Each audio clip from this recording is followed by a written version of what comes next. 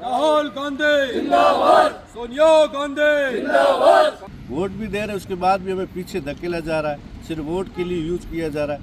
ये 25-30 हज़ार वोट कम नहीं, एक विधायक को इधर से उधर कर सकते हैं, लेकिन अब ये मौका है।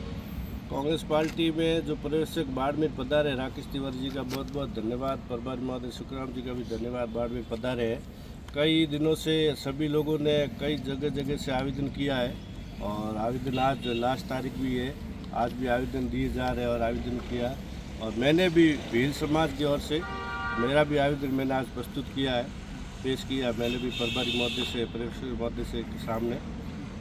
अच्छा, तो कांग्रेस में दो गुट चल रहे हैं, एक तरफ मेवाराम जी और इनका गुट चल रहा है, दूसरी तरफ जो है हरीश चौधरी और उम्मेदवाराम जी का इनका गुट चल रहा है। तो इस बीच में इस प्रकार से पहले उनके बीच में समझौता नहीं बिठाया गया और उस बीच में जिलाध्यक्षों के जो चुनाव है या जो भी घोषणा है वो की जा रही। तो कहाँ तक ये सही है? क्या दोनों गुटों के बीच, यदि आप जिलाध्यक्ष बनते तो गुटों के बीच जो समझौता है वो बिठा पाएंगे आप? बिल्कुल, मैं यही कोशिश करूंगा इन दोनों के बीच में। अगर मुझे जिलाध्यक्ष बनाया जाता है तो पार्टी जो हाईकमान का जो आदेश होता है और पार्टी में एक नीति होती है कि सभी को एक साथ रहकर चलकर पार्टी के लिए काम करना चाहिए और पार्टी को किस प्रकार से मजबूत करते हैं, तो अगर हम एक साथ एक जाजन पर बैठकर ही पार्टी को मजबूत कर सकते हैं। अच्छा, पिछले आज़ादी के बाद से लगातार देखिए बाड़मेर जिला प्रमुख जो है वो कांग्रेस का होता है और अब इस प्रकार से यदि गुटबाजी हो रही है तो कहीं लगता है कि कांग्रेस का बोर्ड जो है नगर परिषद में और जिला प्रमुख बाड़मेर में कांग्रेस का होगा? ये धीरे धीरे सारे जो खाने हैं सारे के सारे एक पूर्ति साथ एक होगी और मुझे विश्वास है कांग्रेस पार्टी और इन सभी पदाधिकारियों से कि जल्द से जल्द बाड़मेर के लिए खुशखबरी होगी। सभी एक होकर ही जो भी बोर्ड बनेगा और जो भी निर्णय होगा सब एक साथ मिलकर लेंगे। 2 दिन पहले मीटिंग भी हुई थी तो यहाँ सर्किट हाउस में कुछ नेता मिले थे, कुछ वहाँ पर वीरेंद्र धाम में मिले थे। तो आप कहाँ जाकर इन नेताओं से मिले? क्या इन नेताओं तक क्या जो रूमर है वो पहुँच रहा है, क्या बात पहुँच रही है? मैंने अभी नेताओं से मिलकर ये बात चलाई और आज मैंने मेरा आवेदन किया है भील समाज की ओर से।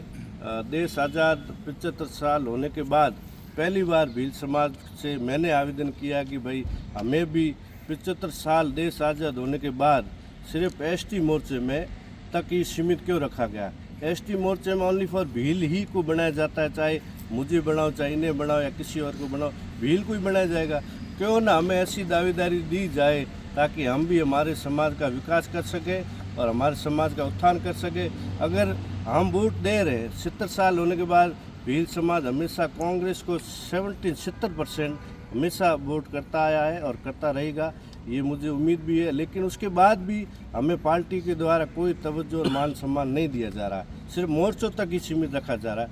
ये भी पार्टी के लिए सवाल है और पार्टी के लिए आला अधिकारी जो उच्च अधिकारी और मैंने पर्यवेक्षक महोदय से भी ये भी निवेदन किया कि भाई हमें क्यों रखा जा रहा पीछे, आखिर कारण क्या? हम वोट भी तो दे रहे हैं ना, ये नहीं कि वोट नहीं दे रहे, वोट भी दे रहे हैं, उसके बाद भी हमें पीछे धकेला जा रहा है, सिर्फ वोट के लिए यूज किया जा रहा है। इस वजह से मैंने मेरे समाज की ओर से मैंने ये मांग उठाई है, ये हमारा भी राइजन और हमारा भी हक और अधिकार की भी हमें भी आवेदन करना चाहिए और हमें भी अध्यक्ष बनाया जाए ताकि हमें भी हमारे समाज के लिए उत्थान करने का मौका मिले।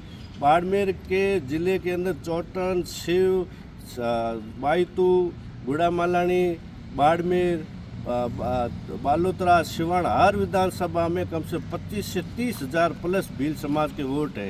ये 25-30 हज़ार वोट कम नहीं, एक विधायक को इधर से उधर कर सकते हैं, लेकिन अब ये मौका है हमारे आज़ादी के बाद ये हमने पहली बार मौका उठाया और मैंने ये संघर्ष करने की जो बात करी है, मैं आगे भी संघर्ष जारी रहेगा, घर घर तक ये जाऊँगा और मेरे लोगों को समझाऊँगा भी आप सिर्फ वोट का यूज़ मत कीजिए, वोट को देने का अधिकार भी जानिए कि भाई वोट देने के पीछे हमें क्या अधिकार मिलते हैं और हमारे समाज के किस प्रकार से विकास हो और उत्थान हो।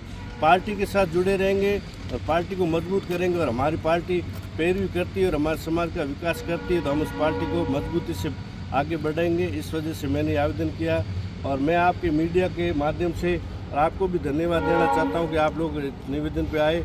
मैं बाड़मेर की 36 कौम से निवेदन करना चाहता हूं कि तो हमेशा भील समाज ने सभी समुदायों का सहयोग और सपोर्ट किया है। मेरा भी आप सभी आप हाथ जोड़ के निवेदन है कि आप भी इस बार भी हमें मौका दें भील समाज को आगे लाने के लिए, उत्थान करने के लिए।